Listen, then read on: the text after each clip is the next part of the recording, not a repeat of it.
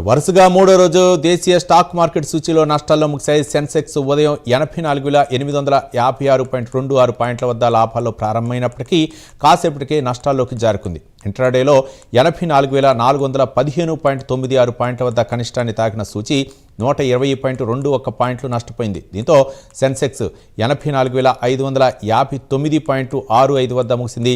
Nifty 41.55 పాయింట్ల నష్టంతో 25,818.55 వద్ద స్థిరపడింది.